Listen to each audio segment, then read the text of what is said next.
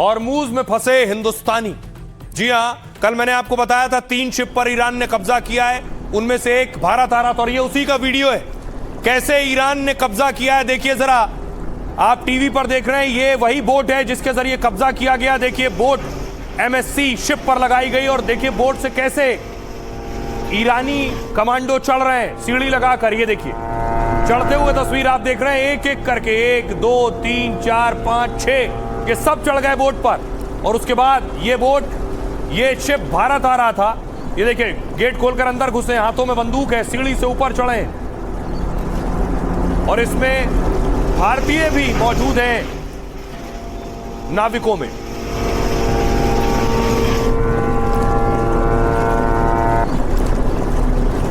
फिर से देखिए जरा ये वीडियो, ये वही वीडियो है ईरान ने जो 3 शिप कब्जाए थे, उन्हीं में से एक वीडियो है किस तरह बोट के जरिए समंदर में पहुंचे। ऐसे छोटी छोटी बोट से अटैक करते हैं और जहाजों को कब्जाते हैं। ट्रम्प ने कह दिया जहां ये बोट मिले वहां दाग दो।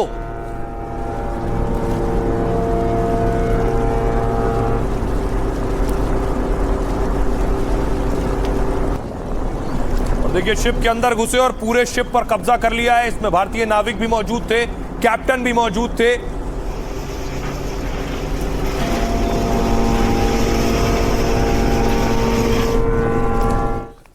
और देखिए जरा, इसमें जो भारतीय मौजूद हैं वो है वाइस कैप्टन संजय महार। संजय महार उसी जहाज पर हैं, ये उनकी तस्वीर है। सोचिए अब तक हॉर्मूज में फंसे हुए थे लगभग 40 से 50 दिन से। उसके बाद अब एक नई मुसीबत कि ईरान ने उनके जहाज को कब्जा किया और उन्होंने अपना वीडियो बनाकर जारी किया है। तस्वीर में आपको दिखाऊं, वाइस कैप्टन बैठे हुए, उन्होंने ये वीडियो बनाया है। इस वीडियो को देखकर ऐसा लग रहा है जो नाविक शिप पर मौजूद है उन सबको एक जगह लाकर रखा गया है। सभी आपको नजर आ रहे हैं बैठे हुए।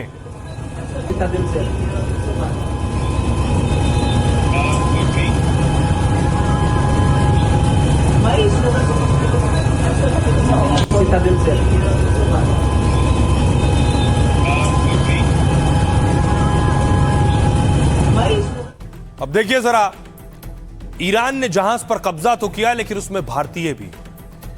कौन सा है जहाज है? कुछ इस तरह से जो तस्वीर देख रहे हैं, बोट के जरिए आए और जहाज पर चढ़े और कब्जाया। अमेरिका और ईरान जंग की आंच भारतीयों तक पहुंच गई क्योंकि ईरान ने हॉर्मूज स्ट्रेट में जिन 3 जहाजों पर हमला किया इस तरह से, उनमें से 2 जहाजों को ईरान की IRGC फोर्स ने कब्जा किया था। IRGC कमांडो इन जहाजों को ईरान के तट की ओर ले गए और चिंता यह है कि इन 2 जहाजों में 22 भारतीय सवार हैं। सरकार के मुताबिक यूफोरिया जहाज पर 21 भारतीय सवार हैं। साथ ही जबकि एक दूसरे जहाज पर एक भारतीय नाविक सवार है जो राजस्थान के श्रीगंगानगर जिले के सद्भावना नगर का रहने वाला है। 38 साल के मर्चेंट नेवी के वाइस कैप्टन संजय महार भी इसमें फंस गए। वाइस कैप्टन ने जहाज के भीतर का वीडियो शेयर किया जो मैंने आपको दिखाया और कहा कि हमारे जहाज पर ईरान की सेना ने फायरिंग की है। इसके बाद हम सभी अंदर आ गए और हम कुल 21 क्रू मेंबर हैं जो भारत समेत फिलीपींस, यूक्रेन और श्रीलंका के नागरिक हैं।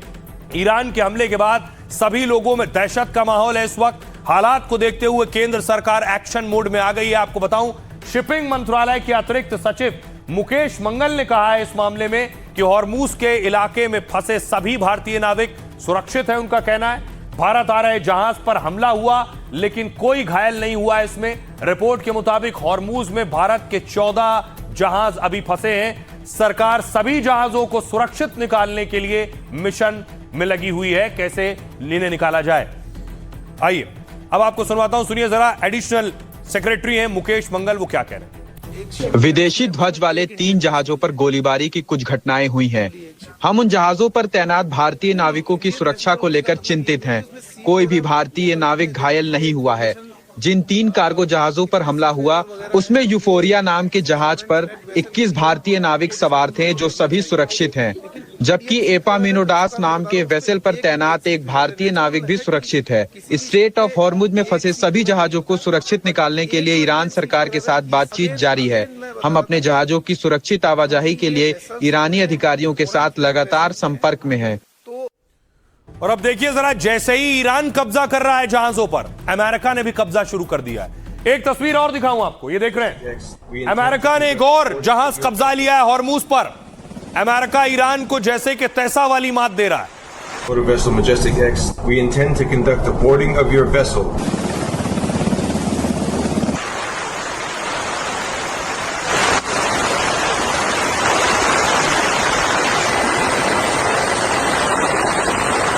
Motor vessel Majestic X, we intend to देख रहे हैं हम conduct आपके जहाज पर चढ़कर निरीक्षण करने का इरादा रखते हैं। अमेरिका ने वार्निंग दी, फिर अमेरिका का हेलीकॉप्टर उड़ा है, जहाज पर पहुंचा है और उसके बाद देखिए अमेरिकी सैनिक उतरे उस जहाज पर। Motor vessel Majestic X, we intend और जो कुछ अमेरिका कर रहा है, न सिर्फ ईरान, बहुत से दूसरे देश इस बात से डरे भी हैं, गुस्से में भी हैं और नाराज भी हैं। उसी में से एक तस्वीर आपको दिखाऊं। तुर्की ने भी अपनी ताकत दिखाई। तुर्की ने बाकायदा अपनी मिसाइल, अपनी सैन्य क्षमता दिखाई।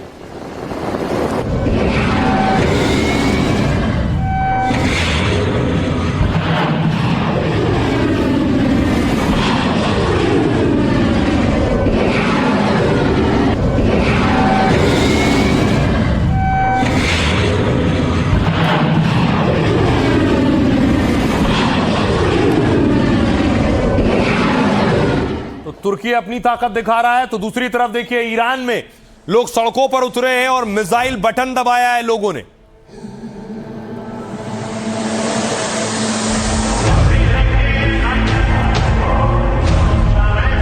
یعنی من الان انتخاب کنم کجا رو بزنیم؟ ما میدونیم وطنمون هر جا بزنن. امیدوارم که جنگ ادامه پیدا نکنه، ولی اگر ادامه مثلا رو دوست دارم بزنن. تبلیغ به عربستان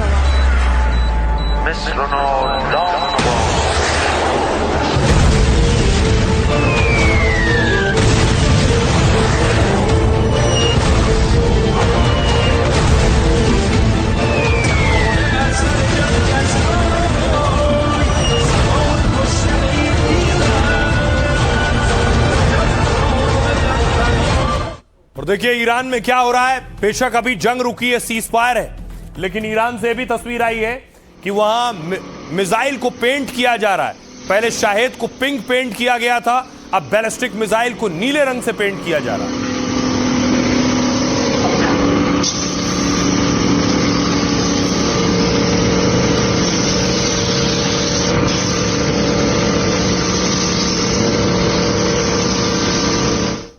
और ईरान क्या कर रहा है? ईरान कह रहा है बेशक आप हॉर्मुज की नाकेबंदी कर दो। ईरान ने टोल लेना शुरू कर दिया है। पहला टोल ईरान ने वसूल लिया है जहाज को गुजरने के एवज में।